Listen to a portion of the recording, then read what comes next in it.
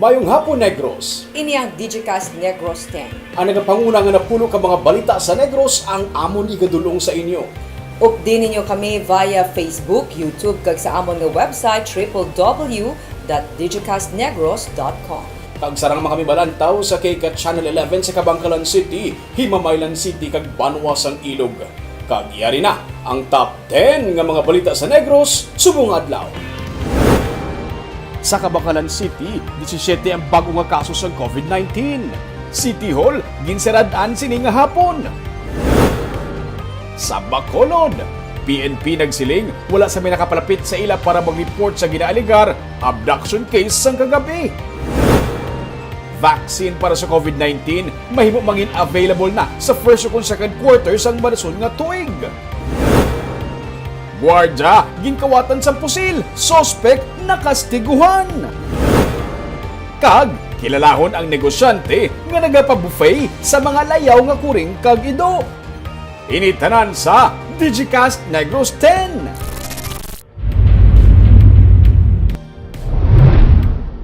Sa number 10, Diocese sang Bacolod ang nagsugod na sa pagbaton sang donasyon para sa mga nahalitan sang bagyo sa Luzon. Suno kay Bishop Patricio Buzon, duha na ka Domingo nga nagapatigayon sa special collection ang simbahan Katoliko. Nagaapela man siya sa nga pangamuyo kag bulig para sa mga biktima sang bagyo. Ang mga donasyon ang pwede mapadala sa Social Action Center.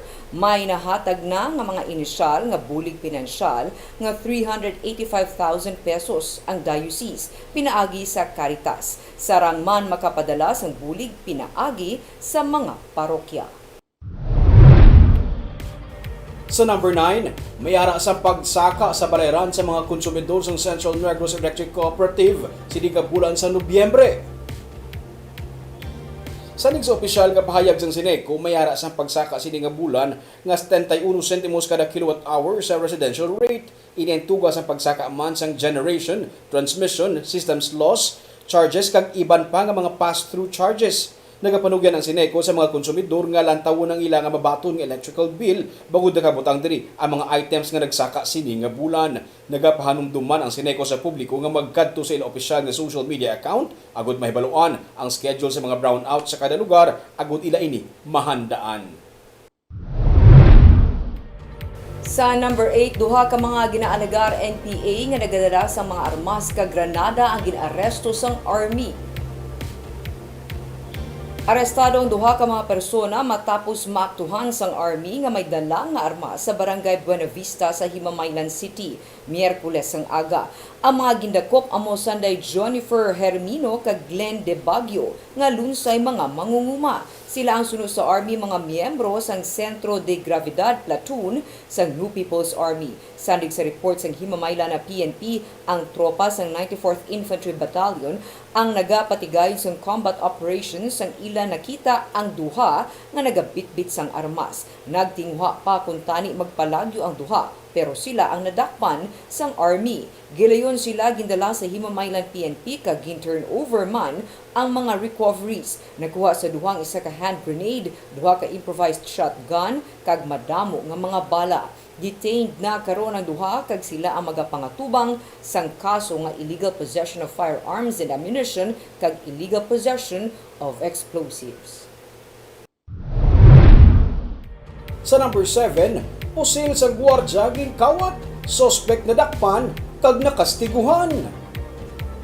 Arestado ang 22 anyos nga si July Hilado sang madakpan matapos niya ginkawat ang 12-gauge shotgun sa isa ka gwardiya sa warehouse sang Barangay Singkang Airport sa Bacolod kahapon sang kaagahon. Sunod kay Police Captain June Ray Batadlan, Commander sa Police Station 8, alas 2 ang kaagahon sa ginkuha ni Hilado ang armas ni Security Guard Warlito Perocho sa magpangihi ini. Pero sunod sa kay Batadlan, naabtan pa ni Perocho ang sospek gani nag-agaway sila sang shotgun. Ugaling nakuha ini sang sospek kag hanapag tiro ang gwardiya pero wala naglupok. Nagpangayo sang tabang ang gwardiya sa mga katupad nga warehouse kag tigayon man nga nadakop si Hilado nga nakastiguhan pa. Kaso nga robbery kag grave threats ang ipasaka subong adlaw batok sa iya. Sa number 6, sa PNP nagsiling nga wala sa may gin-report sa ila nga na missing o kun gin-abduct sang kagabi sa 19th Street. Ginpahayag sa nga station commander sa Police Station 2 nga si Captain Leo Estopa nga tubtub karon wala pa sila sang may nakapadulong sa ila talatapan agud mag-file sang blotter report angot sa ginaalegar abduction nga natabo kagabi sa 19th Lacson Street sa Bacolod. Suno kay Estopa, bisan pa wala sang formal nga reklamo ila man kagabi nga ginkatuan ang lugar kung sa diin natabo ang ginaalegar abduction kag ginusisa ang saksi. Ang gwardya suno sa pulis nagsiling nga iya nakita nga ginpanaugan ng isa ka babayi pero wala sila ang nakaistoryahanay pa antes siya ginpuwersa pasakay sa isa ka SUV sa bulig sa isa ka persona. Pero si Estopa nagsiling nga inita na ng alegasyon lang kay man wala man sila makabaton sang formal nga reklamo kag wala man sang may nakareport sa mga police station na angot sa persona nga na-missing. Posible man suno kay Estopa nga magkahagugma o kung mag-asawa lang man ang ginatumod sa nakakita. Nakuha man sa mga nakasaksi ang plate numbers ng sarakyan kag i-verify ini sa kapulisan kung matuod gid man ang alegasyon sa manakakita suno kay Estopa. Ano ko siya po, nagano kay istoryanay ko sila po. Kasi kilalahay man bala ko na no, hindi ta naging maka-conclude. Possible kasi may magyanay mag-asawa o ano ta. Ang babae naka-short siya, hindi tason, umion ang munang wording man sa ilaman na. Sa number 5, pangabayis ng Diocese of Bacolod nga i-adjust ang curfew hours para sa simbang gabi sa bulan sang Disyembre ang natalan ang talakayon sa sangguniang panlungsod. Sunod sa kay Vice Mayor Elcid Familiaran, talakayon kag pagadesisyonan sa konseho sa marason nga semana ang hinyo ni Bacolod Bishop Patricio Buzon sa lokal nga panguluhan nga himuon ang curfew tubtob las 3 ang kaagahon na lamang sang aga indes nga alas 4. Iniagud mahatagan sang gigwa ang simbahan nga makahiwat sang aginaldo masses o kon simbang gabi kumbalin Disyembre 16 tubtob 25. Plano sang diocese nga himuon nga duha ka misa ang simbang gabi sa kada simbahan agud nga hindi magdagsa ang mga sumilimba. Tradisyonin nato nga every December kay may simbang gabi ang Catholic faith and may holiday season kita. So sa ako niya personal I am for it. Importante nga itong spiritual growth. Sa number 4, isa ka Bacoleño nga vaccinologist nga base sa Switzerland na nagsiling nga posible sa first quarter o kung second quarter sa madason nga tuig mayara na sang vaccine para sa COVID-19 nga mapagwa ang duha ka drug companies sa Estados Unidos. Pero hindi gilayon ini makalambot sa pungsod Pilipinas bangod sang pila ka mga kabangdanan. Aton habaluon sa report ni Marty Go. May duha na karon ka pharmaceutical company nga nakalabot na sang 95% efficacy ang ila gina-develop nga vaccine para sa COVID-19. Suno sa vaccinologist nga si Dr. Melvin Sanicas, sarang na ini nga bakuna nga mahatag sa publiko pero kinahanglan pa ini anay makakuha sang approval gikan sa Food and Drug Administration sang United States of America. Iniagud masiguro nga wala ini sang makatalagam nga side effects sa isa ka persona. Ginapaabot nga sa first and second quarter sa madason nga tuig mahimo nga mabaligya ang bakuna sa publiko. Pero ginpahayag ni Dr. Sanicas nga hindi gilayon makalabot sa Pilipinas ang bakuna bangod ang World Health Organization ang nagtukod sang ginatawag nga COVAX facility para mahatagan prioridad ang mga pungsod nga tuman nga nagakinahanglan sang bakuna. Ang aim of this COVAX facility is to distribute the vaccines to the countries that need it more. And ang ilang ang ilang criteria is to basically make sure nga hindi bala i-hoard sing isa ka specific country or region ang vaccine. So for example, let's say grabe gid ang pagsakasing cases sa India or let's say Brazil. Syempre they will prioritize a bit those countries kay grabe to ang situation.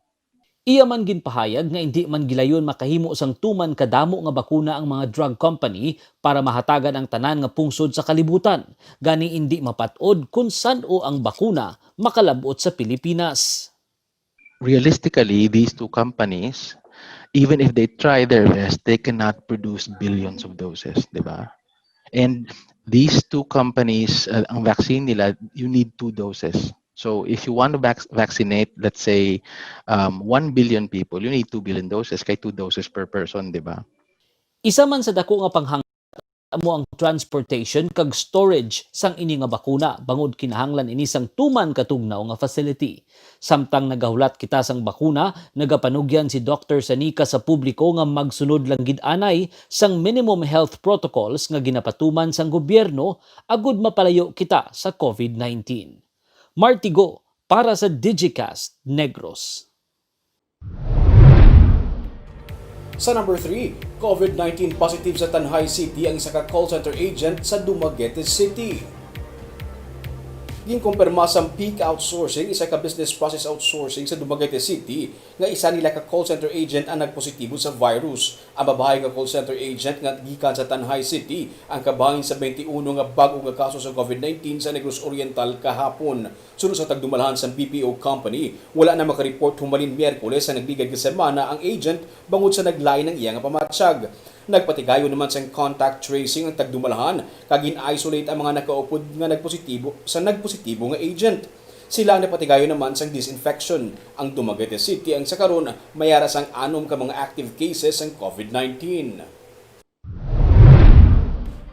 Sa number 2, padayon nga naka-lockdown ang barangay proper sa Manalad sa Banwas ang Ilog. Ini matapos may nagpositibo sa mga close contacts ang mag-asawa nga damlag pa nagpositibo sa virus. Suno kay punong barangay Hugo, Kayaw, 16 ang ginpaidalom sa swab testing kaina nga nagalakip sa tanan nga opisyal sang barangay kag iban nga mga close contacts ang staff sang barangay nga nagpositibo sa COVID-19. Suno sa punong barangay ang staff nga COVID-19 positive himata sang mag-asawa. Bangod sa insidente, wala sang trabaho sa karon sa barangay hall. Pada ng contact tracing, isa ka health worker ang una nga nagpositibo sa COVID-19 sa barangay Manalad kag ang nagabusong sini nga asawa. Kag sa numero 1 sa mga balita sa buong adlaw, 17 ang bag-o nga kaso sa COVID-19 sa Kabangkalan City. Ginpakamaayo man sa alkalde sa syudad nga magpaidalom na lamang sa swab test. Ang 17 ka bagong COVID cases kabahin sang resulta sang swab test nga ginpatigayon kasunod sang kaso sa nagtaliwan nga assistant engineer sa City Engineers Office. Nalakip sa 17 nga nagpositibo ang close contact sa nagtaliwan nga engineer. Ang mismo City Engineer kag napulo ka mga kaupod sini sa CEO suno sa kay Mayor Zaiko. Natungod nga nakabisita man si Zaiko sa CEO, ginpakamaayon niya nga magpa-swab test man kay inasang aga. Ang budget officer nagpa-test man suno sa kay Zaiko. Half day ang trabaho sa City Hall nga ginpaidalom sa lockdown. Sa third batch, 127 ang ginpaidalom sa swab testing suno sa kay Zaiko. Padayo naman nga naka-lockdown ang City Assessor's Office kag City Engineer's Office, lakip na ang motor pool sini. Damlag pa, nagpositibo na ang 6 kaiban pa sa idalom sang CEO. Gin-lockdown ang motor pool suno sa kay Zaiko. Bangod nga ang isa ka engineer sa idalom sang road maintenance section, ang isa sa 6 nga nagpositibo. Gin-lockdown ang City Assessor's Office bangod sa nagpositibo man sa virus ang abyan sa nagtaliwan nga engineer. Sa una nga batch sa mass testing, 7 ang nagpositibo. So, kaplano ko nga base iswab kong tanang empleyado. Nagtao ko base next week. Kumaglain sa swab kong ibang empleyado kay may ibang mga away mga sugit ng gusto na. That's why nga I decided myself na nagpaswab ako. Sa Good Vibes, isa ka negosyante nagapa-buffet sa mga layaw nga idok kag kuring sa iya baligyan sang feeds. Kag bangod sa iya nga pa-buffet, may 11 na siya karon ka mga kuring. Aton siya kilalahon sa report ni Romeo Subaldo. Sa baligyaan sang feeds ni Sherin Kawit, malapit sa Libertad Market sa Bacolod, madamo ka may makita nga mga kuring. May mga nagalibot, may nagakaon, mayara man sa mga bag-ong bunag nga mga kuring. Ini sila tanan ang nag-aistar sa iya nga store. Bangod may pa-buffet siya sa mga cat food kag dog food sa mga layaw nga kuring kag ido nga nagapadulong sa iya nga store. Istorya ni Sherin, naluoy siya sa mga sapat nga wala sa may nagaatipan kag ginagutom sa dalan. Gani ginapabayan niya lang sila kung magkadto sila sa iya nga store kag magkaon. Kung kisa, ang pinakamahal pa nga sa isang cat food o dog food ang ila nga ginapili. Nakita nila nga pag gusto sila. Sometimes may mga dogs, gid man nga gakaon man da. So ginalaw ko lang. Sometimes makambal, makuha ibaw. Tag 150, ginapila pa. Mga mahal, mga Whiskas, Power Cut, 165 per kilo. Ginaalaw ko lang gid sila makakay siling ko. Ama ko rin, gamay naman sila limit lang sila magkaon. Gagmay lang gid. Amo na. So para sa akon is hindi man siya loss gid para sa akon or loss, makadugang losses ko kay in the first place, damo man gambal nga blessing mag-alaga man sang kuring. Bungod sa iya nga only cat food, may 13 na siya ka mga hinuptanan nga mga kuring. Sang sinigid lamang ang duha sa ila ang gin-adopt. Nag-trending ang iya nga store sa social media sang sinigid lamang. Bangod gin post ini sang Back PH project nga isa ka NGO nga nagapangapin man sa animal welfare. Nakibot siya nga may mga bago na siya nga customer. Bangod nakilala siya, pinaagi sa trending nga post. Kasi mo nakita Oo, halos daily pila ka bilog ng mga makadhamba sila nga amo na di ang nag-viral nga store. Nga nagbakal ako di bala kay gusto ko lang makita ang mga cats nga nagkinaon, dumamo na sila. Suno sa iya, may mga tion pagani nga ginatabog sang customer ang mga kuring sa iya nga baligyaan. So wala, never mind kay kuya nga natabugon sila or what. Pag gusto lang daw isa kay may mga customer, uy, sika, ginatabog. Ay, hindi, ma'am, okay na, ma'am. Amo na ko rin, ginawa mo ko na. Amo na ko rin. Suno kay siya rin, nangin maayo ang lakat sang iya nga negosyo sa sulod sang 3 na katuig. Nagapati siya, nga posible, bangod ini sang iya maayo man nga pagtratar sa mga sapat. Actually, Barb, si Ma'am Sherin siya nag-viral ni ang post ng Back PH ni nga group about sa iya kay yun post din to nga amo na gani nga nagapa-buffet siya sa mga layaw nga kuring kag-ido sa iya nga store. Das Libertad mo na nga pag-post nag-viral ang iya nga photo. Amo to bisita na akong gina sa iya, nakita na akon nga kadamo gid siya gali kuring na 13 na una barba 13 ka kuring tungod sa nakilalaan siya sa social media. May nagpalapit sa iya nagayo nga i-adopt ang duha. Ay, okay. So 11 na ang bilin. So inaguruming sa mga mahilig ni Jamin mo sa kuring. Ikaw ya, di ba Ido? Oo, mahilig ko sa ito. Yan, di ko rin. Wala ko siya ganit. Ma'am, pwede ko din ka buffet. Ning inang buot siningon damo sang layaw nga Ido sa sina or naka-attract na lang eventually kay At ginapagustuhan sa niya. Barbang area na sa Libertad bala, sa may old nga paradahan sa isang mga La Castellana, mga bago, across sina, dana na iya nga store. So, sa area, halin kalapit sa merkado, pangadaan, may mga layaw, git man niya nga kuring kag nga palapit dira. So, naanad siguro nga ginapakaon niya. So, gabalik-balik dira sa iya. Ibanda dira na ga-star. Eventually, naging pet siya na. Grabe si Mamba. Basi ginan siya, yun ito. Gana, para ko na pala Barb swerte sa negosyo, nagnami ang dalaga sa negosyo niya tungkol nga nag-give siya sa pets. Gin-bless siya. Give-bless siya ni Lord. Dapat mag-give at dapat i-bless ta. Kag, amo yan to mga balita sa Negros subong adlaw. Kay man sa panahon karon importante nga may ihibalo ka sa nagakatabo sa imo nga palibot. Pero dapat patas kag balanse ang mga impormasyon. Padayon kami nga magapangalagad sa Negrosanon. Ako si Barbara Mijares. Tubtub sa Lunes, ako naman si Romeo Subaldo. Happy weekend!